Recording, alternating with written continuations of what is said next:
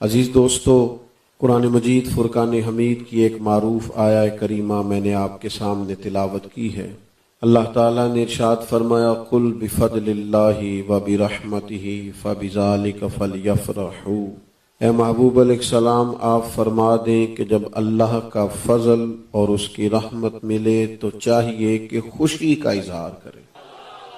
اللہ کے فضل ملنے پر، اس کی رحمت کے عطا ہونے پر اظہار مسرت کریں۔ میں اور آپ جس دور میں رہتے ہیں، اس زمانے میں نہ لوگ خوشیاں بانٹتے ہیں اور نہ کسی کو خوش دیکھ کر الا ماشاءاللہ خوش ہوتے ہیں۔ خوشی، مسرت، خوشخبری اسلام کا ترائے امتیاز ہے۔ انسان اگر اپنی زندگی میں مایوسیوں کو زیادہ ڈسکس کرتا ہے تو وہ پریشان رہنا شروع ہو جاتا ہے۔ اللہ آپ کو مہنگے مہنگے موبائل دے، پر میری طرف بھی تو دیکھے نا یار۔ اللہ تعالیٰ آپ کو برکات عطا فرمائے۔ یہ تو ادھر ہی رہیں گے اور میں چلا جاؤں گا۔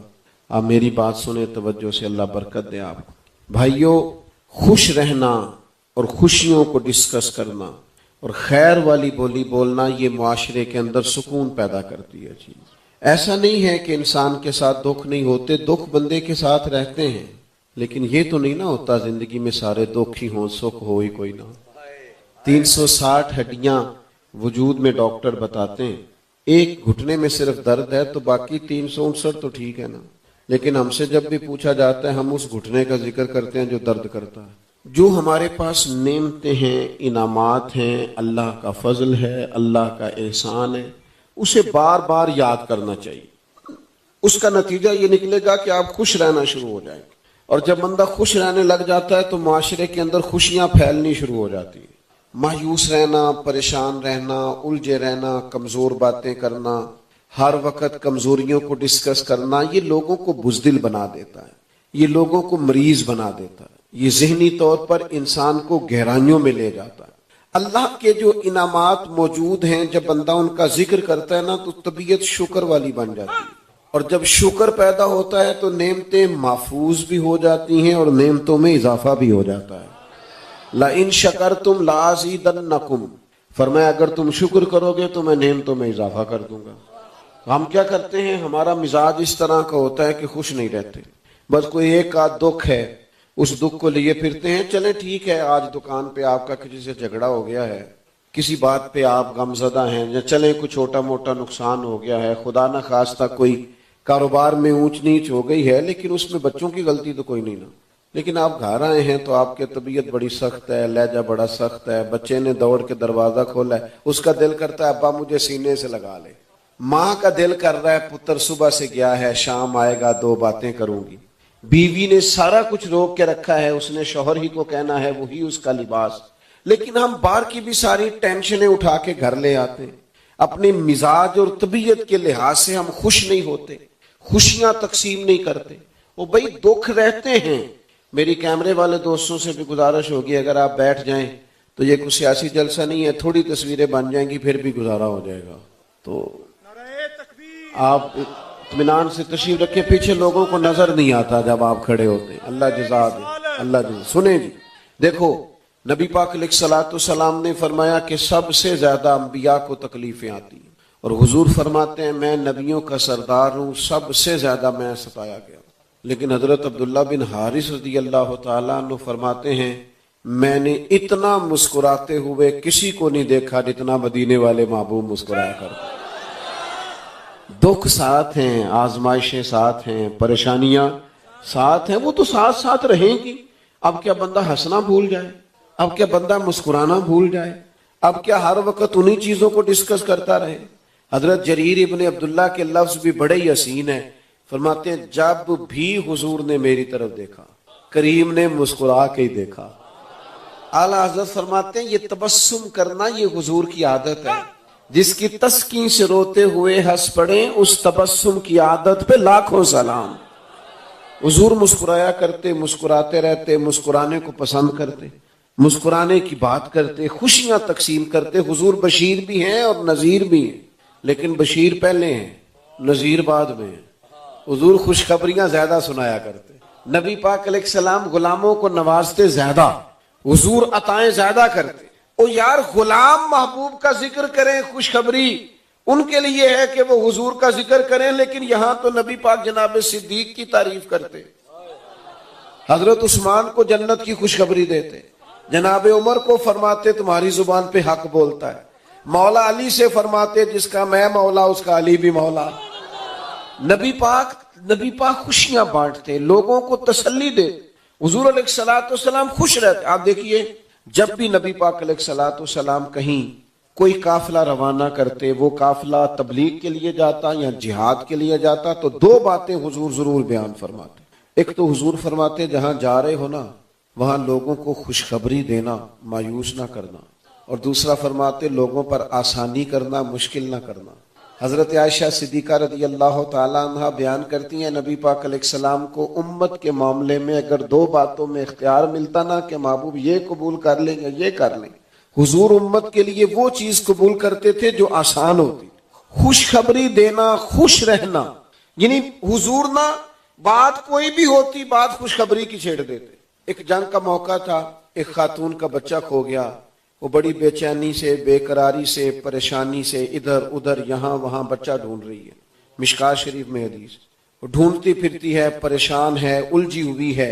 اب اس کی وہ بے قرار کے بعد میں شارحین نے لکھا بچہ مل گیا، اس کی وہ بے چین اور بے قرار، کبھی بیٹا گم ہو جائے اور پھر تلاش بھی اماں کر رہی ہو تو اس بے قراری کو نہ کوئی ناپ سکتا ہے، نہ کوئی تول سکتا ہے، نہ کوئی پرکھ سکتا ہے۔ تو صحابہ فرماتے اس بے قراری کو صحابہ بھی دیکھ رہے تھے، حضور بھی دیکھ رہے تھے۔ دیکھتے دیکھتے محبوب فرمانے لگے میرے غلاموں ایک بات تو بتاؤ، اگر اس خاتون کو اس کا بچہ مل جائے تو آگ میں ڈالنا پسند کرے گی؟ نہیں، کوئی نہیں سمجھ آئی آپ کو بات۔ پھر غور کریں، میں نے پہلے دعا مانگی اللہ سے، پھر دعا مانگتا ہوں اللہ کرے آپ موبائل کم دیکھیں اور میری بات زیادہ سنیں، آمین تو کہیے گا ذرا۔ ویڈیو ضرور بنائیں پر توجہ تو میری طرف رکھیں نا بھائی۔ عزیز دوستو یاد رکھیے گا، فرماتے ہیں محبوب کے عورت پریشان ہے، بچہ کھو گیا ہے، جنگ کا عالم ہے، بے چینی سے ڈھونڈ رہی ہے۔ اب وہ تو بیٹے کی جھلک دیکھنے کو ترس رہی ہے نا، تو حضور صحابہ کے ذہنوں پر سوال کھڑا کرتے، کریم فرماتے کہ بتاؤ اگر اس کا بچہ اسے مل جائے تو آگ میں ڈالنا پسند کرے گی؟ کہ یا رسول اللہ سوال ہی پیدا نہیں ہوتا، ہو ہی نہیں سکتا، یہ کیسے ممکن ہے؟ بس حضور نے خوشخبری سنا دی، نبی پاک نے دل ٹھنڈے کر دیے، صحابہ کے مزاج تازہ ہو گئے۔ آپ نے وہ سوال جو حضور نے قائم کیا ہے وہ سوال یاد رکھنا ہے۔ فرمایا کیا اس خاتون کو بچہ مل جائے تو یہ آگ میں ڈالے گی؟ حضور سوال ہی پیدا نہیں ہوتا۔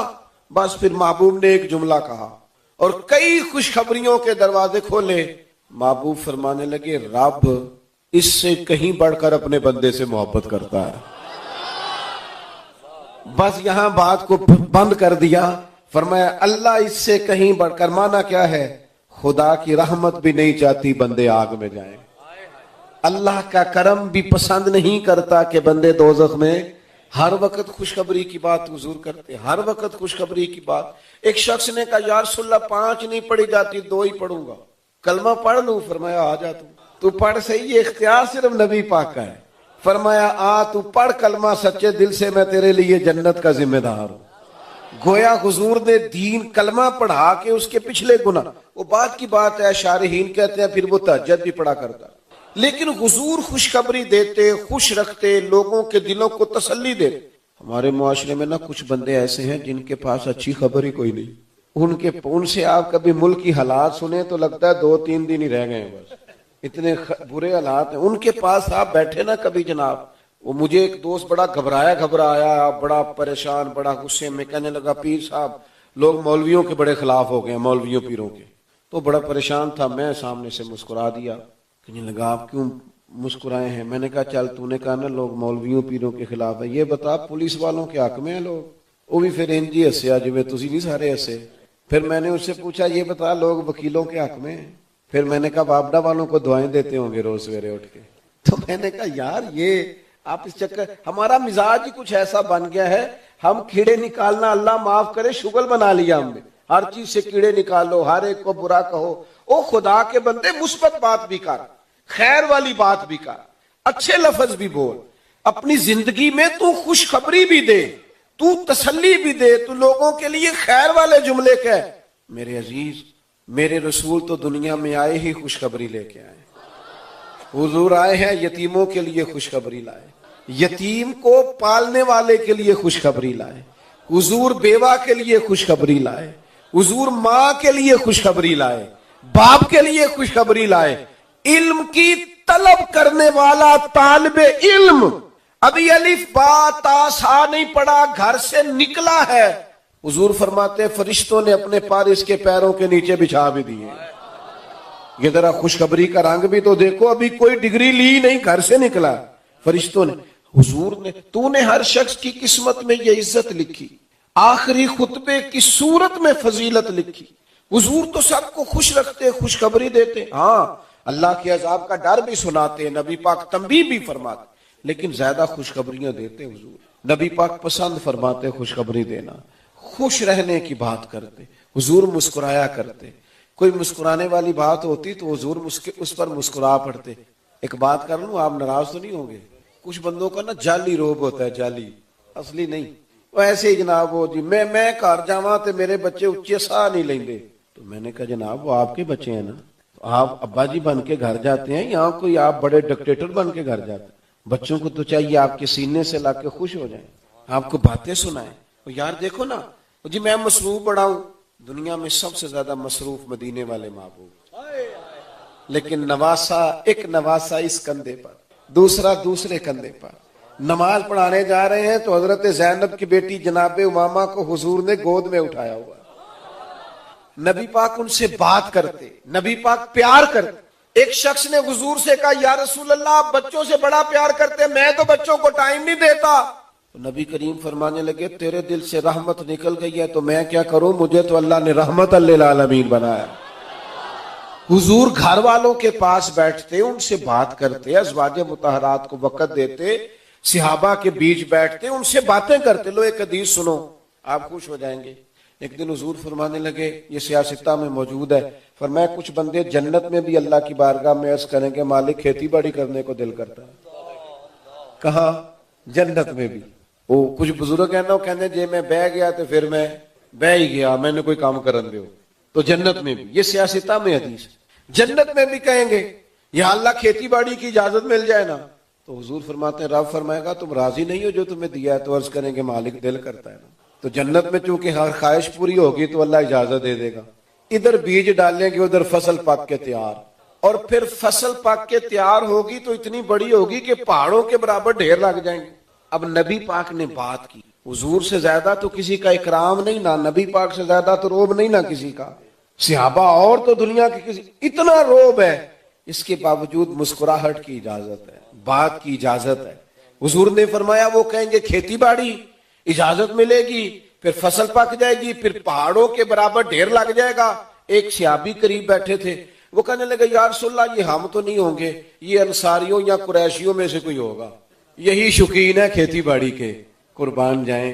اس نے مسکراہٹ والی بات کی اور میرے نبی نے مسکرانا شروع کر دیا. اور جس کے گچھے سے لچھے جڑے نور کے, ان ستاروں کی نزہت پہ لاکھوں سلام, اور ان کی باتوں کی لذت پہ بے حد درود, ان کے خطبے کی ہیبت پہ لاکھوں سلام, اور جس کی تسکین سے روتے ہوئے ہنس پڑے, اس تبسم کی عادت پہ. جب حضور مسکراتے تھے تو مجھے یوں لگتا ہے جنت کی کلیاں بھی کھیل جاتی ہوں. جب کریم مسکراتے ہوں گے تو یوں لگتا ہے کہ جیسے حور و غلمہ ایک دوسرے کو مبارک دیتے ہوں گے, جیسے دنیا میں بہار چھا جاتی ہوگی.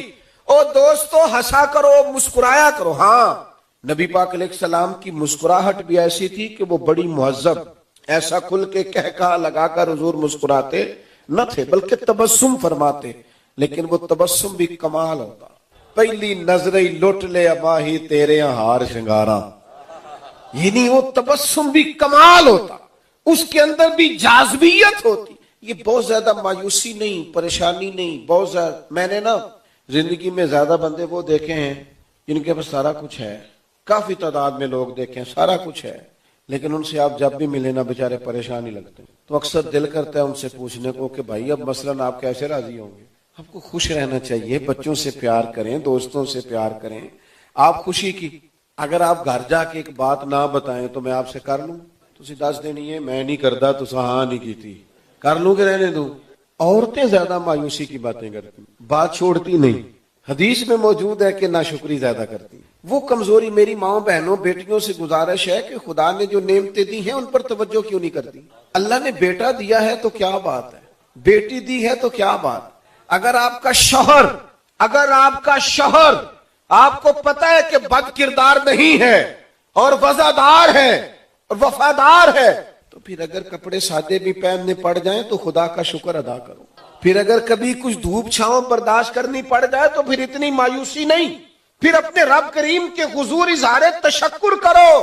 اور میری بہنوں, میری بیٹیوں, میری ماں کے برابر خواتین, میں تمہیں بتاؤں اگر دولت مال اتنا زیادہ عزیز ہوتا اور مال دولت اتنا قیمتی ہوتا تو سب سے زیادہ سیدہ فاطمہ کے گھر ہوتا. لیکن وہاں تو ایک وقت روٹی پکتی تھی, ایک وقت فاقہ ہوتا تھا.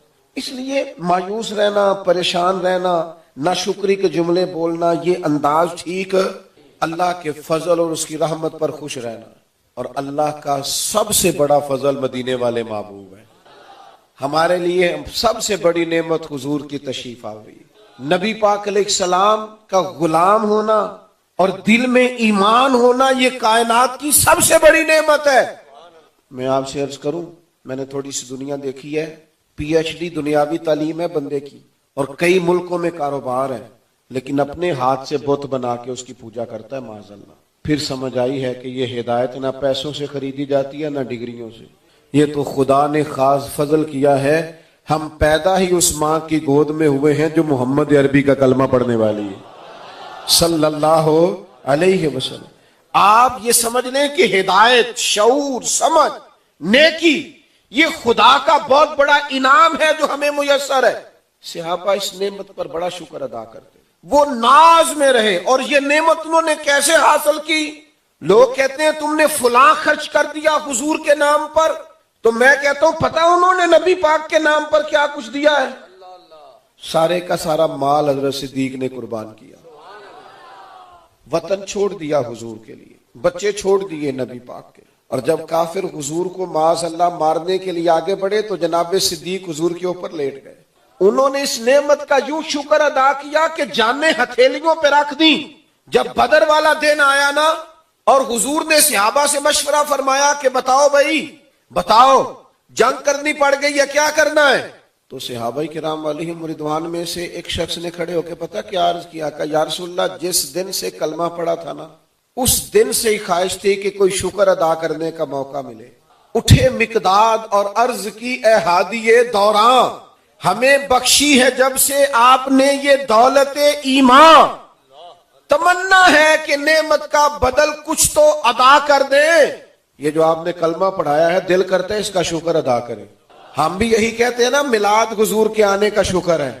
اٹھے مقداد اور عرض کی اے ہادی دوراں, ہمیں بخشی ہے جب سے آپ نے یہ نعمت ایمان, تمنا ہے کہ نعمت کا بدل کچھ تو ادا کر دیں, نہیں کچھ اور کر سکتے تو جانے ہی فدا کر دیں.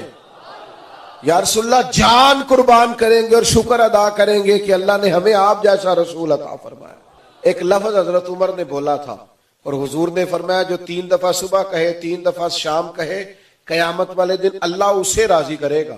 لفظ کیا ہے؟ حضرت عمر نے ایک دفعہ کہا تھا رضیت باللہ ربم و بالاسلام دینم و بسیدنا و مولانا محمد نبیم و رسولہ صلی اللہ علیہ وسلم. یہ ان لفظوں کا حسن دیکھیں.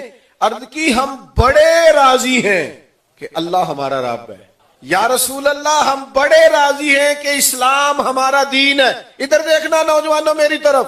عرض کرنے لگے یا رسول اللہ ہم بڑے ہی راضی ہیں کہ اللہ نے آپ کو ہمارا نبی اور رسول بنایا. یہ کمال ہو گیا, آپ ہمارے نبی اور رسول ہیں. قیامت والے دن یا رسول اللہ ہم آپ کے جھنڈے تلے ہوں گے. آپ کریم ہمارے محبوب. او بھائی یہ تو قیامت میں پتہ چلے گا. حضور فرماتے ہیں جہاں جہاں وضو کا پانی لگتا رہا قیامت میں وہ جگہ میری امت کی اس طرح چمکیں گی جس طرح 14ویں رات کا چاند چمکتا ہے. آپ نیکی کا ارادہ کرتے ہیں تو اللہ نیکی کا اجر دے بھی دیتا ہے. ایک نیکی کرتے ہیں تو 10 سے لے کر 700 گنا تک اجر ملتا ہے. سب سے تھوڑی عمریں اس امت کی لیکن سب سے زیادہ اجر اس امت کو. تو یہ سارے کا سارا احسان ہے جو اللہ نے اپنے نبی کو بھیج کے ہمیں عطا فرمایا. ہم نے کرنا کیا ہے؟ حضور کی تشریف آوری پر شکر ادا کرنے کے کئی طریقے ہیں نا. تھک تو نہیں گئے آپ لوگ؟ تو جڑے نہیں بولے اچھا اللہ آپ کو جزائے خیر دے.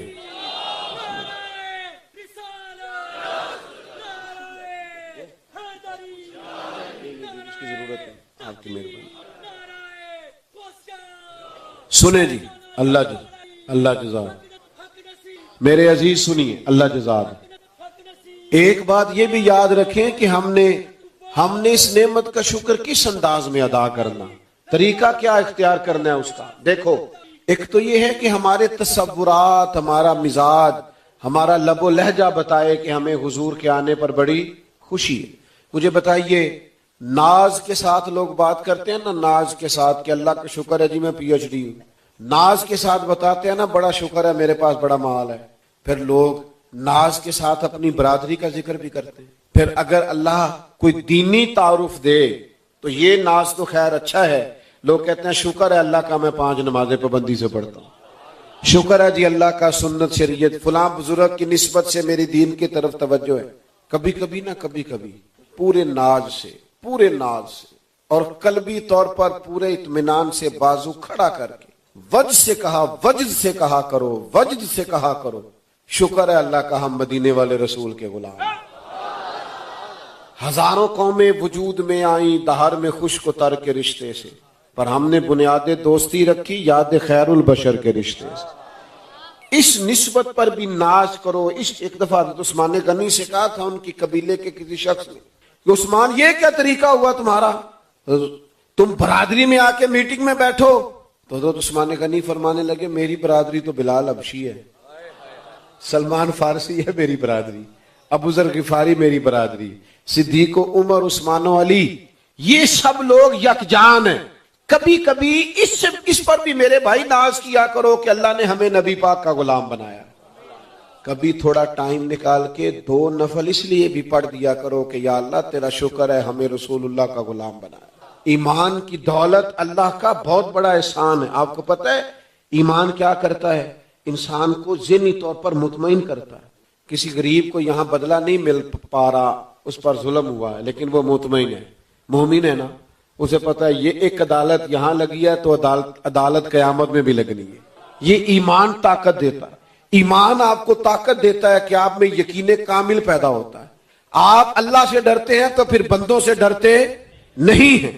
آپ کے اندر پھر یہ یقین پیدا ہوتا ہے کہ میں محنت کروں گا میرے حصے کا رزق کہیں اور جا سکتا. ایمان کی دولت بندے کو صابر بناتی ہے، شاکر بناتی ہے، عابد بناتی ہے. ایمان کی دولت اس کے مزاج کو مطمئن کرتی ہے. مومن ہونے کے بعد آپ بے چینی سے، گھبراہٹ سے نکل جاتے ہیں. آپ کا عجیب انداز ہو جاتا ہے. حضرت حبیب بن زید انصاری رضی اللہ تعالیٰ عنہ وہ سادے سے کپڑے، سادہ لب و لہجہ، مسلمہ کے دربار میں جب پہنچے نا تو لوگ کہتے ہیں بڑے بڑے مہنگے کپڑے پہن کے بھی لوگ بیٹھے تھے، لیکن اس آدمی کی سادگی اتنی انوکھی تھی، آنا جانا اتنا روب والا تھا کہ جن کے کپڑے مہنگے تھے وہ اس سے ڈر رہے تھے جس کا لباس سادہ تھا. حضرت عمر رضی اللہ تعالیٰ عنہ جب ملک کے شام گئے تو سادہ لباس پہنا ہے. رستے میں باری لگ گئی، کبھی غلام بیٹھے گا گھوڑے پہ، کبھی آقا بیٹھے.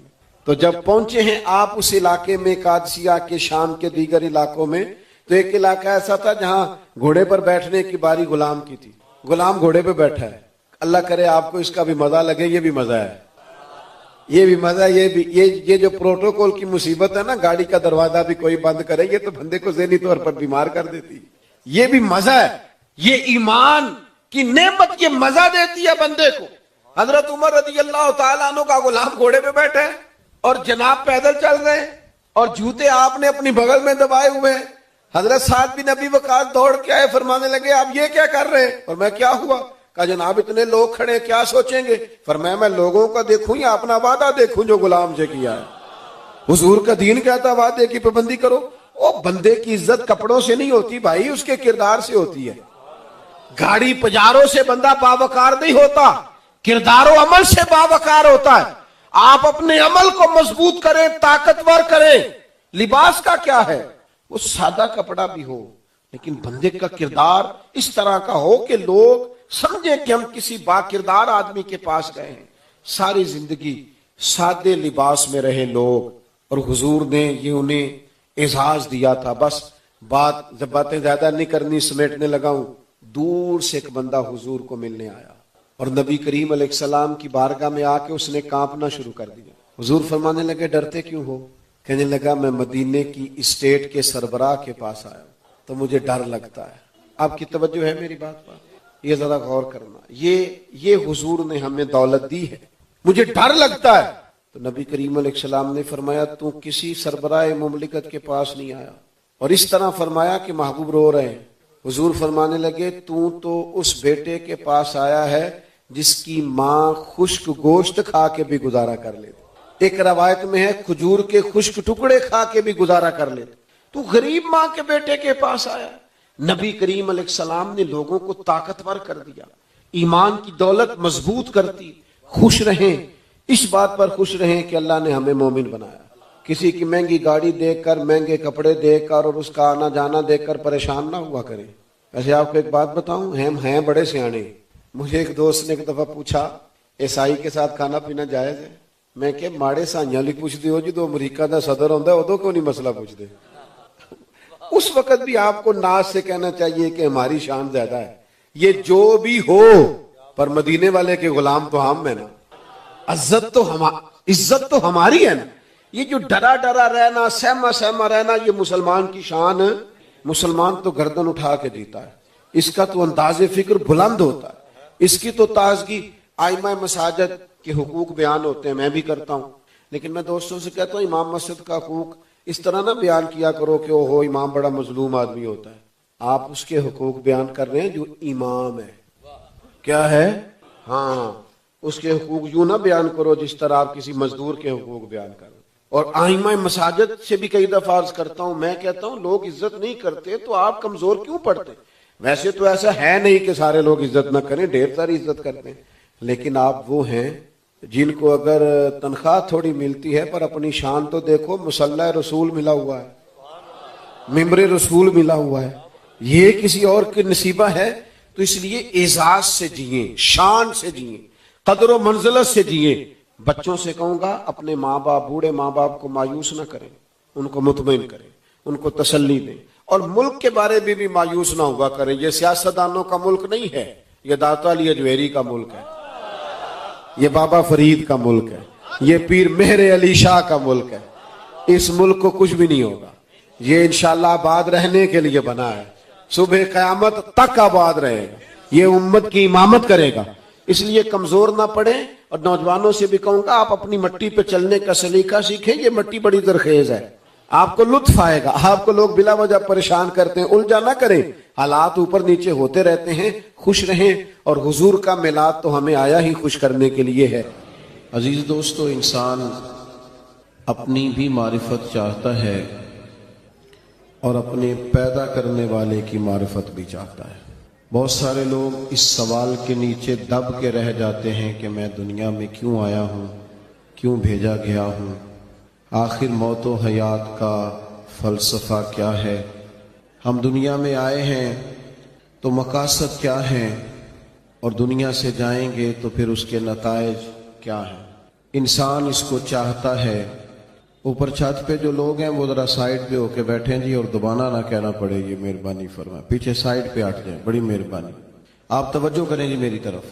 عزیز دوستو, انسان مقاصد چاہتا ہے تو بڑے لوگ گمراہ ہو گئے, الجھ گئے, زندگی کا پتہ نہیں پا سکے. اور پھر جسے اپنا پتہ چلتا نہیں وہ پریشان بھی بڑا رہتا ہے. آخر میں کیوں آیا ہوں, کیا مقصد تھا, وہ الجھ جاتا ہے. انسان کو اپنی معرفت پانے کے لیے معرفت الہی کی ضرورت ہے. من عرف نفسہ فقد عرف ربہ. وہ تلاش کرے اس کا مالک, اس کا رازق, اس کا خالق کون ہے. تو اللہ تعالیٰ کی پاک بارگاہ تک رسائی کے لیے اب صرف ایک ہی ذریعہ ہے, اور وہ ذریعہ ہے ذات مصطفیٰ صلی اللہ تعالی علیہ وسلم. یا ایھا الناس قد جاءکم برہان من ربکم. اے لوگو, یہ جو میں نے تمہارے پاس اپنے نبی کریم علیہ السلام کو بھیجا ہے تو یہ رب کی طرف سے تمہارے پاس واضح دلیل آ گئی ہے. نبی پاک علیہ السلام کی پیروی کرنا، حضور کی اتباع کرنا، حضور کے نقش قدم چلنا، نبی پاک علیہ السلام کی بتائی ہوئی باتوں پر عمل کرنا، جن چیزوں سے سرکار نے روکا ہے ان سے رک جانا۔ جو بندہ یہ کام توجہ سے کرتا ہے اسے معرفت الہی بھی نصیب ہوتی ہے اور محبت الہی بھی نصیب ہوتی ہے۔ قرآن مجید نے فرمایا قل ان کنتم تحبون اللہ فاتبعونی یحببکم اللہ۔ اے محبوب علیہ السلام، آپ اپنے غلاموں سے یہ فرما دیں کہ اگر یہ اللہ سے محبت کرنا چاہتے ہیں تو آپ ان سے فرمائیں کہ میری پیروی کرو، میرے نقش قدم چلو، میری اتباع کرو، یحببکم اللہ، اللہ خود تم سے محبت فرمائے گا۔ نبی پاک علیہ السلام کی اتباع، حضور کی پیروی، نبی پاک کے نقش قدم چلنا، یہ انسان کو معرفت الہی دیتا ہے۔ آپ کو پتہ ہے صحابہ کرام علیہم رضوان نے جب کلمے پڑھے، مسلمان ہوئے، ایمان کی، یقین کی، تیقن کی دولت انہیں نصیب ہوئی تو پھر ان کے رنگ ڈھنگ بدل گئے۔ بڑا مشکل کام ہے اپنا کمایا ہوا مال محنت کا لا کے خرچ کرنا، لیکن جب رضائے الہی پورے طور پر مطلوب ہو اور معرفت الہی کا رنگ چڑھا ہوا ہو اور انسان کو طے ہو جائے کہ اب یہ مال میرے رب کی رضا کا ذریعہ بنے گا، تو پھر حالت یہ ہوتی ہے کہ جناب صدیق اکبر نے تن کے کپڑے بھی اتار دیے اور ٹاٹ کا لباس پہن لیا۔ تینوں لب دیاں آپ گواچے، سانو اپنی خبر نہ کوئی، ساتھوں تے پارے نے ککھ گلیاں دے، سانو آخ دے لوگ شدائی، اسا لنگ نموس دا ساڑ کے چولا، گل پہنے تاج گدائی، او سجنا اپنا آپ گوایا تاں یار نے چاتی پائی۔ جب آپ کو معرفت الہی کا یہ جذبہ نصیب ہوتا ہے، یہ ذوق نصیب ہوتا ہے، یہ شوق نصیب ہوتا ہے، تو پھر انسان طلب کرتا ہے۔ نبی پاک صلی اللہ تعالی علیہ وسلم نے فرمایا شہید بھلا اللہ کی بارگاہ میں کیا خواہش کرتا ہے؟ اللہ کرے آپ کی زیادہ توجہ میری طرف ہو جائے، ہمارا سارا دھیان لے ہی ہمارا موبائل گیا ہے، شریکہ ہی بن گیا ہے، 2 4 5 لوگ بنا لیں، باقیوں کو دے دیں، اور جس نے بنانی ہے وہ ضرور بنائے، پر بات تو میری سنیں نا۔ آپ لائیو کومنٹس بعد میں دیکھ لیجئے گا۔ عزیز دوست میری بات پر غور فرمائیں، جب آپ معرفت الہی تک پہنچ جاتے ہیں تو حضور فرماتے ہیں شہید اللہ کی بارگاہ میں عرض کرتا ہے مالک اب ایک دفعہ پھر بھیجے نا دنیا میں، اور پھر موقع ملے نا شہید ہونے کا۔ تیری جنت میں بڑا لطف ہے، لیکن گویا جو تیری راہ میں سر کٹانے کا مزہ ہے۔ میرے عزیز، جب نبی پاک کی پیروی کی جاتی ہے تو معرفت الہی انسان کو جینے کا سلیقہ آ جاتا ہے، اسے محسوس ہوتا ہے کہ میں کوئی بڑا بامقصد کام کر رہا ہوں۔ پھر پتھر کھانا، تبلیغ کرنا، جد و جہد کرنا، کانٹوں پہ چلنا، یہ سارے کام مزہ دینے لگ جاتے ہیں۔ جب کوئی مقصد حیات ہاتھ آ جاتا ہے نا، پھر تھوڑے وقت سو کے بھی انسان نیند پوری کر لیتا ہے، تھوڑے پیسوں پر بھی گزارا ہو جاتا ہے، پھر سادہ لباس بھی ہو، سادہ کپڑے بھی ہوں، مسجد میں سونا بھی ہو، تو حضرت بلال حبشی مطمئن وقت گزارتے ہیں۔ پھر اطمینان، جب معرفت الہی نصیب ہو جائے، محبت الہی نصیب ہو جائے، تو حضور علیہ السلام نے معراج سے واپس آ کے فرمایا بلال کیا عمل کرتے ہو؟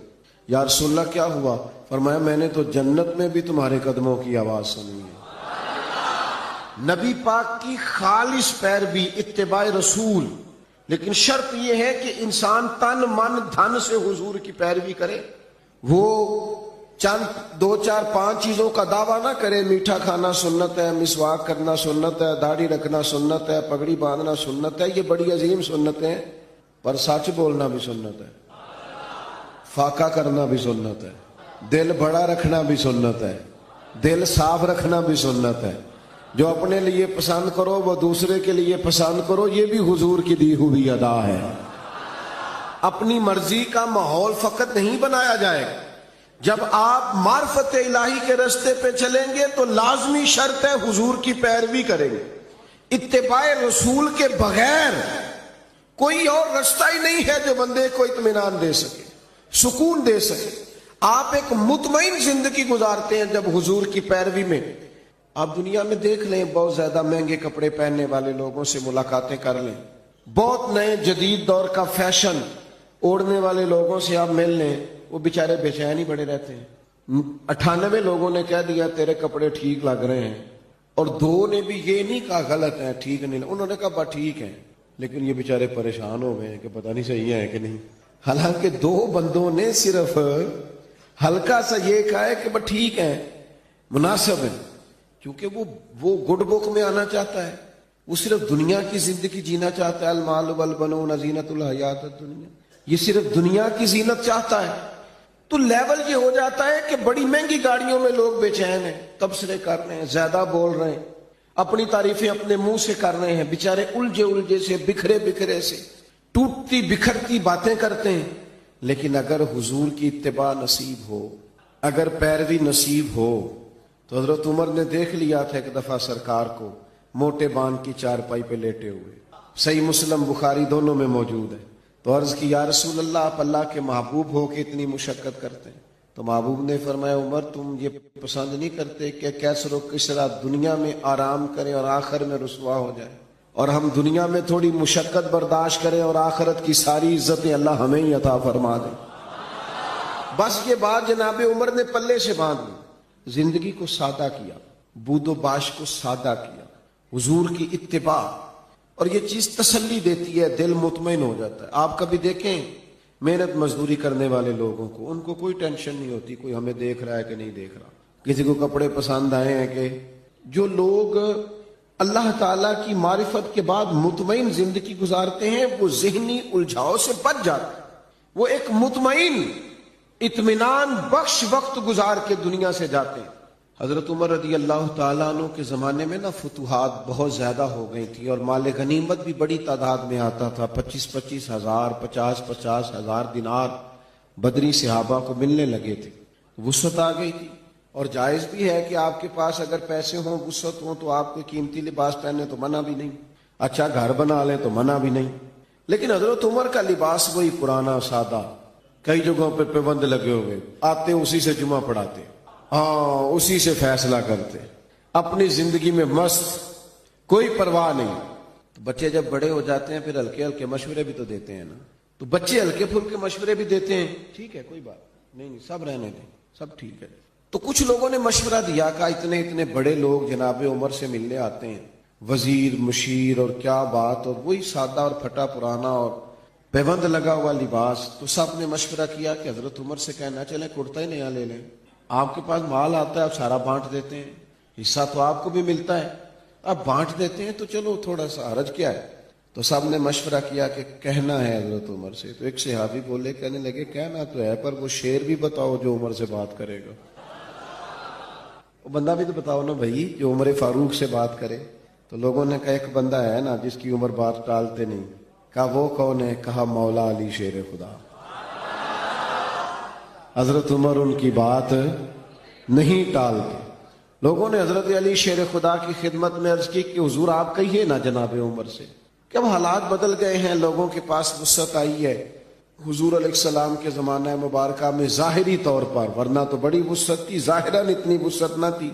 جناب صدیق اکبر کا زمانہ بھی کچھ ایسا ہی تھا، تو اب تو بڑا مال غنیمت آتا ہے اور حالات اور کے اور ہیں، تو حرج کیا ہے اگر نیا کرتا لے لیا جائے؟ تو حضرت علی کہنے لگے بالکل تمہاری بات ٹھیک ہے، توجہ ہے نا آپ کی، اور عمر سے کہنا بھی چاہیے، پر فرمانے لگے یہ بھی مجھے پتہ ہے میں کہوں گا تو وہ مان لیں گے، پر یہ تمہیں بتاؤں میں نے کوئی نہیں کہنا، میں نہیں کہوں گا کیونکہ میں عمر کی طبیعت کو جانتا ہوں۔ کہا پھر کیا کریں؟ فرمایا سیدہ عائشہ صدیقہ سے کہو، وہ ماں ہے نا مومنوں کی، حق رکھتی ہیں۔ لوگوں نے یہ سارا مدعا جناب عائشہ صدیقہ سے بیان کیا، بلایا، جناب عمر دوڑے حاضر ہوئے، اماں جی حکم ہو، پردے کے پیچھے بیٹھ گئے۔ فرمایا عمر اب اللہ نے وسعت کر دی ہے، مال آ گیا ہے، گنجائش آ گئی، تو آپ نیا کرتا لے لیں، کیا حرج ہے؟ تو حضرت فاروق اعظم چپ کر گئے۔ بزرگوں کے سامنے جو منصب کے لحاظ سے بزرگ ہوں، بڑے ہوں، ان کے سامنے زیادہ باتیں نہیں کرنی چاہیے۔ حضرت عمر چپ کر گئے، کہا اماں جی آپ حکم کریں، شام سے پہلے کرتا بدل لوں گا، لیکن فرمانے لگے ایک بات کرنے کی اجازت ہے، ایک بات کہنے کی اجازت ہے؟ کہا کہیے، توجہ ہے آپ کی میری طرف؟ تو حضرت عمر فرمانے لگے اماں جی یہ جو میں نے کرتا پہنا ہے نا حضور کے زمانے میں بھی میں اسی طرح پہنتا تھا، حضرت صدیق کے زمانے میں بھی اسی طرح پہنتا تھا، میرا دل کرتا ہے میں اسی طرح رہوں جو میرا رنگ حضور کے دور میں۔ میں اس میں بڑا راضی ہوں، بڑا مطمئن ہوں، یہی میرا طریقہ ہے۔ بس جناب عمر نے بات کی تو جواب کوئی نہیں آیا۔ تھوڑی دیر کے بعد جناب عائشہ صدیقہ کے رونے کی آواز آئی اور جناب عمر فاروق سے فرمانے لگی آپ جائیے، جو صحابہ نے فرمایا تھا وہ بھی ٹھیک ہے، پر جو آپ کہہ رہے ہیں وہ تو بالکل ہی ٹھیک ہے۔ اس لیے کہ معرفت الہی، محبت الہی، توکل، صبر، شکر، قناعت، خودداری، عزت نفس پیدا کرتی انسان کو یہ چیزیں پیدا کرتی ہیں۔ اور یہ حاصل کیسے ہوتی ہے؟ فتبعونی، حضور کی پیروی سے، نبی پاک کی غلامی سے، نبی پاک کے نقش قدم چلنے سے ہم صرف اور صرف اس زندگی میں مطمئن رہ سکتے ہیں جو زندگی ہمیں مدینے والے محبوب نے عطا فرمائی۔ اگر ہم وہاں سے ہٹیں گے، اگر ہم وہاں سے چند قدم پیچھے ہٹیں گے، ہمارے لیے نقصان ہوگا۔ دیکھیے نا، عظیم سنت ہے نبی پاک کی اپنے دل کو صاف رکھنا، لیکن ہم نے بوجھ ہی بڑے بنائے ہوتے ہیں دل پہ۔ ایک بٹن ٹوٹ جائے نا، گلے کا ایک بٹن، تو محفل میں کسی کو بھی نہ پتا ہو تو جس کا ٹوٹا ہوتا ہے وہ بڑا پریشان ہوتا ہے، یار میرا بٹن ٹوٹا ہوا ہے۔ ایک تنکا صرف آپ کی داڑھی پہ لگ جائے نا، ایک بال چھوٹا سا، تو جب تک بندہ اتار نہ لے مطمئن نہیں ہوتا۔ ذرا سی یہاں مٹی لگی ہو تو سارے کہتے ہیں یار تیرے چہرے پہ مٹی لگی ہوئی ہے۔ آپ کئی بار آئینہ دیکھتے ہیں، پھر جا کے اطمینان حاصل ہوتا ہے۔ تو میرے بھائی یہ جو لوگ کہتے ہیں نا میں بے چین رہتا ہوں، بور بڑا ہوتا ہوں، تو ان کے دل پر بھی کوئی میل کچیل چڑھ گئی ہے۔ یہ باطن اگر اپنا صاف کر دیں گے نا، یہ چڑھ جاتی ہے میل کچیل۔ مجھے بتائیں، بندہ حسد کرے اور پھر سکون سے رہے یہ ہو سکتا ہے؟ دل میں بغض رکھے اور سکون سے رہے یہ ہو سکتا ہے؟ وہ تکبر کر رہا ہے، کسی کو حقیر جان رہا ہے، پھر سکون سے رہے یہ ممکن ہے؟ جب ہم اپنی طبیعت پر، باطن پر بوجھ، میل کچیل چڑھا لیتے نقصان ہوتا ہے۔ جب دل پوری طرح صاف ہو گیا، پرواہ کوئی نہیں ہے، اللہ کے ہر بندے سے پیار ہے، ہر صحیح العقیدہ کی محبت ہے، ہر ایک کے بارے میں دل میں گنجائش ہے۔ پاک ہوئے تے پاک ہی ملدا ہی، تے بنا پاکوں پاک نہیں ملدا۔ سارے جسم دے دھون دے نالوں اکو تولا ٹکڑا دل دا۔ آپ دل صاف رکھیں گے نا، دل صاف، یہ حضور کی عظیم سنت، یہ والی اتباع کریں گے نا نبی پاک کی، آپ بڑی ہلکی پھلکی زندگی گزاریں گے۔ آپ کو مطمئن ہوگا کہ آپ الجھے ہوئے نہیں۔ آپ دیکھیے نا، ترمذی میں حدیث ہے، حضور علیہ الصلوۃ والسلام نے فرمایا اے انس، اے میرے بیٹے، آپ سے ہو سکے تو صبح اس حال میں کیجئے گا کہ آپ کے دل میں کسی کا بغض نہ ہو۔ اور حضور فرمانے لگے یہ میری سنت ہے، دل میں بغض نہ رکھنا، یہ میری، بولیے یہ میری سنت ہے۔ اور میرے عزیز، دل میں صفائی، ستھرائی۔ صحابہ فرماتے ہیں، حضرت عبداللہ ابن عمر فرماتے ہیں، ہم ایک دن نا حضور کی بارگاہ میں بیٹھے تھے، 2-3 لوگ، دروازے پہ دستک ہوئی تو نبی کریم نے فرمایا دروازہ کھولو، جو بندہ دروازے پہ آیا جنتی ہے۔ کہتے ہیں ہمارا تو رشک سے حال ہی کوئی نہیں تھا جسے حضور نے جنتی کہہ دیا۔ دروازہ کھولا تو بندہ بڑا سادہ سا، تازہ اس نے وضو کیا ہے، پانی کے قطرے داڑھی سے گر رہے ہیں، جوتے اس نے بغل میں دبائے ہوئے، آ کے حضور کی خدمت میں بیٹھا، کوئی کام کہا، پھر وہ رخصت ہو گیا۔ کہتے ہیں ہمیں بڑے رشک آیا کہ یار کمال آدمی ہے، حضور نے جنتی فرما دیا، یہ تو کمال ہو گئی۔ فرماتے ہیں اتفاق کی بات یہ کہ اگلا دن آیا، وہی ٹائم، وہی وقت، اسی طرح ہم بیٹھے تھے، پھر دستک ہوئی، حضور نے فرمایا کھولو دروازہ، جو آیا ہے وہ جنتی ہے۔ کہتے ہیں اب تو حال ہی کوئی نہیں تھا ہمارا تڑپنے والا، اس لیے کہ دروازہ کھولا تو بندہ بھی وہی تھا جو کل آیا ہے۔ او حضور تو اشارتاً کہہ دیں تو جسے نبی پاک نے 2 دفعہ کہہ دیا۔ مسند امام احمد بن حنبل میں روایت موجود ہے، فرماتے ہیں حسن اتفاق کے 3را دن، وہی ٹائم، وہی وقت، اسی طرح ہم بیٹھے تھے، دروازے پہ دستک ہوئی، محبوب فرمانے لگے کھولو بھائی جنتی آیا ہے۔ فرماتے ہیں ہمارا حال نہیں تھا کوئی، اس پر ناز کرتے، رشک کرتے، غبطہ ہوتا۔ بندہ آیا، سادہ بندہ، جوتے سائڈ پہ رکھے، پانی کے قطرے داڑھی سے گر رہے تھے، وہ کام کیا۔ جب وہ باہر نکلا تو حضرت عبداللہ ابن عمر کہتے ہیں میں بھی اجازت لے کے اس کے پیچھے ہو گیا۔ میں نے کہا یار 2-3 دن اپنا مہمان بنا لو گے، 2-3 دن یہ بڑا عجیب کام ہوتا ہے نا، 2 گلیاں چھوڑ کے کسی کا گھر ہو تو وہ کہے مجھے مہمان بنا لو. تو کچھ ہوتے ہیں نا ایسے بھی مہمان، تو بن گئے مہمان. مجھے مہمان بنا لو. کہتے میں نے کہا بھائی میں کوئی امیر آدمی نہیں ہوں، غریب ہوں جو روکھی سوکھی کھاؤں گا، تمہیں بھی ملے گی، آ جاؤ. حضرت عبداللہ فرماتے ہیں 3 دن اور 3 راتیں میں اس کا مہمان رہا. میں پتہ کرنا چاہتا تھا وہ کیا عمل کرتا ہے جس کی وجہ سے نبی پاک صلی اللہ تعالی علیہ وسلم نے جنت کی بشارت دے دی. میں معلوم کرنا چاہتا تھا، لیکن آپ فرماتے ہیں میں نے کوئی ایسی بات دیکھی نہیں. وہ عشاء پڑھ کے سوتا، فجر کی نماز تک سویا رہتا، اور میں تو درمیان میں اٹھ کے تہجد بھی پڑھتا تھا. وہ تو صرف کروٹیں بدلتا تو اللہ کا ذکر کرتا، باقی وہ ساری رات اس نے عشاء سے لے کر فجر کی اذان تک آرام کیا. فرماتے ہیں وہ تو تھوڑے صدقات کرتا تھا، میں زیادہ کرتا تھا. میں بڑا حیران تھا کہ 3 دفعہ نبی پاک صلی اللہ تعالی علیہ وسلم نے جنت کی بشارت عطا کی ہے، اور بندے کا حال یہ ہے کہ کوئی خاص عبادت نہیں. تیسرے دن میں چھٹی لے کے اس سے اجازت لے کے جانے لگا تو وہ بھی حیران تھا کہ 3 دن بندہ رہا ہے، سمجھ کوئی نہیں آئی. فرماتے میں نے بھی اسے کہا یار مجھے ضرورت نہیں تھی، اصل بات یہ ہے تو بندہ بڑا کمال ہے، 3 دن تک نبی پاک نے تجھے جنت کی بشارت دی ہے. میں تو 3 دن 3 راتیں تیرا مہمان رہا، پتہ کروں تو کیا عمل کرتا ہے تاکہ میں بھی کروں اور وہ فضیلت میں بھی پالوں جو تجھے حاصل ہے. فرماتے ہیں وہ کہنے لگا عمل کوئی بھی نہیں، وہی ہے جو آپ نے دیکھ لیا ہے. 5 نمازیں پڑھتا ہوں، حسب توفیق صدقہ کرتا ہوں. تو کہتے ہیں میں نے اس سے کہا یار کچھ تو ہوگا نا جو اتنی شان. تو کہنے لگا ایک چیز میرے پاس ہے، یہ آپ نے یاد رکھنی ہے، یہ ہماری محفل کا نچوڑ ہے. ایک چیز ہے، وہ کیا؟ کہنے لگا میرا دل بڑا صاف ہے، عداوت کوئی نہیں، حسد کوئی نہیں، بغض کوئی نہیں، اناد کوئی نہیں. اسی کسی دے کچھ بھی نہ لگ دے، نہ کوئی ساڈا دردی. ہم نے کوئی رٹا نہیں، کوئی کسی سے تنازع نہیں. اس نے مجھے سلوٹ کیوں نہیں کیا، فلانے نے سلام کو نہیں کیا، فلانے میرے وہ بچے کے دن رکھنے تھے مجھے بلایا کیوں نہیں، فلانے نے مشورہ کیوں نہیں کیا، منگنی پہ کیوں نہیں بلایا، ایک بندہ کیوں بلایا. میرا رٹا کوئی نہیں، دل صاف ہے. حضرت عبداللہ ابن عمر فرماتے ہیں میں سمجھ گیا. میں نے کہا تیرا دل صاف ہے نا، تو پھر مدینے والے محبوب نے بھی 3 دفعہ جنت کی بشارت عطا فرمائی.